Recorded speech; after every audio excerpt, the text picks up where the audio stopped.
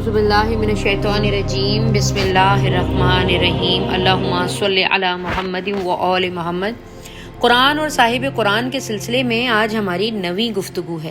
جیسا کہ پچھلی گفتگو میں ہم نے قرآن ہی سے ثابت کیا کہ ہمارے امام وہ ہیں جن کی اندیت یعنی ذات میں علم القرآن ہے، یعنی وہ راسخوان فی العلم ہیں اور قرآن کی تعویل اللہ ہیں، اور محمد و آل محمد صلی اللہ علیہ وسلم کے علاوہ کوئی نہیں جانتا۔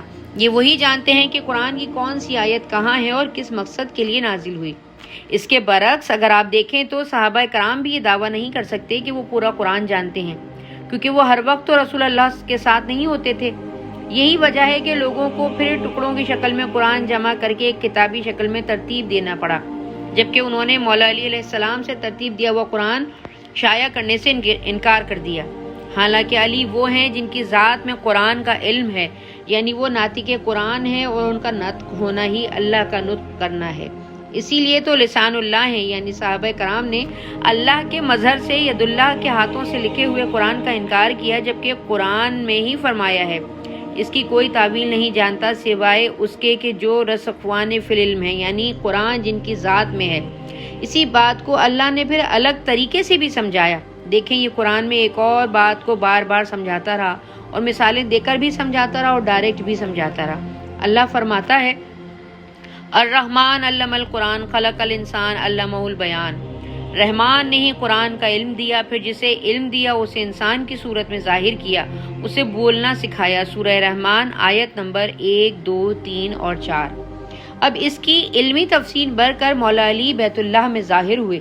جب رسول اللہ کے ہاتھوں پر آئے تو آپ نے کہا کہ علی پڑھیں۔ مولا علی نے کہا اے رسول اللہ کیا پڑھوں؟ توریت پڑھوں، زبور پڑھوں، انجیل پڑھوں یا قرآن؟ پھر آپ نے کہا قرآن پڑھیں، اور پھر آپ نے بتایا کہ میں وہی ہوں جس کی مدح سرا سورہ رحمان میں رحمان نے کی ہے۔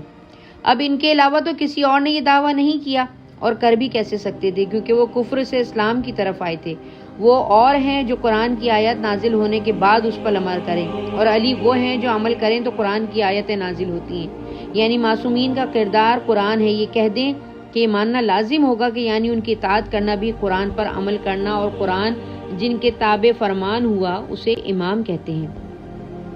اگر آپ ارد گرد نگاہ دوڑائیں تو تقریباً ہر مسلمان ایسا ملے گا جو قرآن کی تعظیم کرتا ہے۔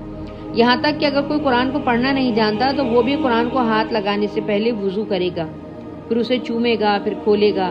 یہاں تک کہ اگر کوئی فرانس میں بیٹھ کے بھی قرآن کی توہین کرے تو پاکستان سمیت جہاں جہاں مسلمان ہیں اس کا احتجاج کرتے ہوئے نظر آتے ہیں۔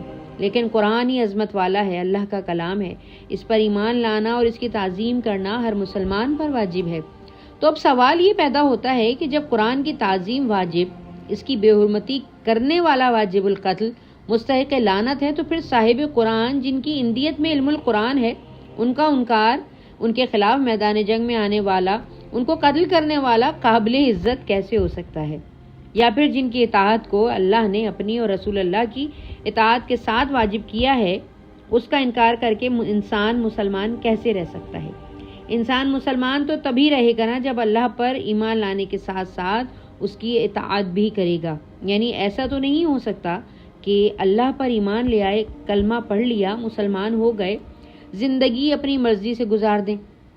ارے جس نے یہ زندگی دی ہے، موت بھی تو وہی دینے والا ہے، اور وہ جب تمہیں موت دے گا تو تم سے سوال کیا جائے گا کیا تم نے میری دی ہوئی زندگی میرے احکامات کے مطابق گزاری یا نہیں؟ اور اگر نہیں تو موت کے بعد سزا دینے پر بھی وہی قادر ہے۔ جنت اور جہنم کی بنائی سزا اور جزا کے لیے وہ فرماتا ہے کہ اے ایمان والوں، اللہ کی اطاعت کرو اور اس کے رسول کی اور صاحبان امر کی اطاعت کرو جو تم میں سے ہیں۔ سورہ نساء۔ یعنی مومنین پر امیر المومنین کی اطاعت واجب ہے، بالکل اسی طرح جس طرح اللہ اور رسول کی اطاعت واجب ہے۔ اب جتنے بھی صحابی ہیں وہ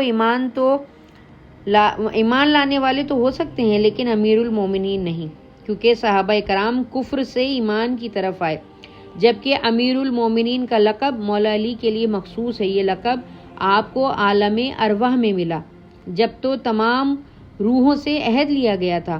جابر نے امام جعفر صادق علیہ السلام سے پوچھا کہ حضرت علی کا نام امیر المومنین کب ہوا؟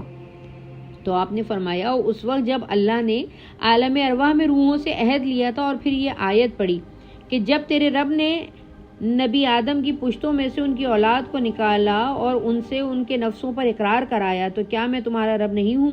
انہوں نے کہا ہاں ہم اقرار کرتے ہیں، یوں نہ ہو کہ ہم قیامت کے دن کہنے لگیں گے کہ اس کی خبر نہ ہوئی۔ سورہ اعراف آیت نمبر 172۔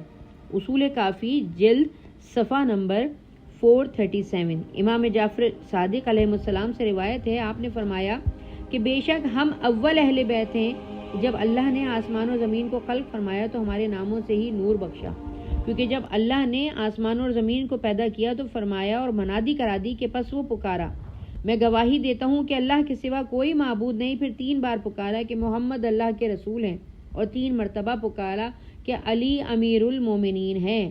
اسماء و القاب حوالہ بہار الانوار جلد نمبر 38 صفحہ نمبر 1295۔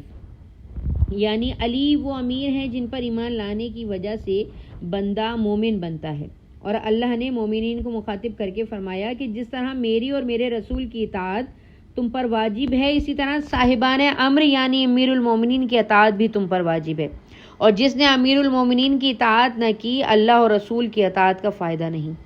اب اسلام میں یزید لعین جیسے شخص کو امیر المومنین کہہ کر پکارا جاتا ہے تو اسلام کا تو اللہ ہی حافظ ہے۔ صحابہ پر مولا امیر المومنین ہونے کی اطاعت واجب تھی، لیکن انہوں نے مولا علی کو امارات سے انکار کر کے خود امیر المومنین بن بیٹھے۔ اب ان کے بارے میں اللہ قرآن میں کیا فرماتا ہے، آئے وہ بھی دیکھتے ہیں۔ اور پھر جب وہ اسے قریب سے دیکھیں گے تو ان کی صورتیں بگڑ جائیں گی جو کافر ہیں، یعنی جنہوں نے انکار کیا، اور کہا جائے گا کہ یہ وہی ہیں جس سے تم دنیا میں پکارے جاتے تھے۔ سورہ ملک آیت نمبر 27۔ اس آیت کی تفسیر میں امام باقر علیہ السلام فرماتے ہیں کہ یہ آیت امیر المومنین کے مخالفین کے بارے میں نازل ہوئی۔ جب یہ روز قیامت امیر المومنین کو سب سے زیادہ اعلیٰ مقامات پر دیکھیں گے تو ان کے چہرے بگڑ جائیں گے، اور ان سے کہا جائے گا کہ یہ وہی ہیں جن کے لقب سے تم پکارے جاتے تھے، یعنی لوگ تم کو امیر المومنین کہتے تھے اور تم ان کے لیے یہ نام رکھ چھوڑا تھا۔ اصول کافی جلد نمبر 2 باب نمبر 107۔ اسی طرح اجازت دیں، اور اگر ہماری ویڈیوز پسند آ رہی ہیں تو کمنٹ کر اپنی رائے سے ضرور آگاہ کیجیے گا۔ والسلام یا علی مدد۔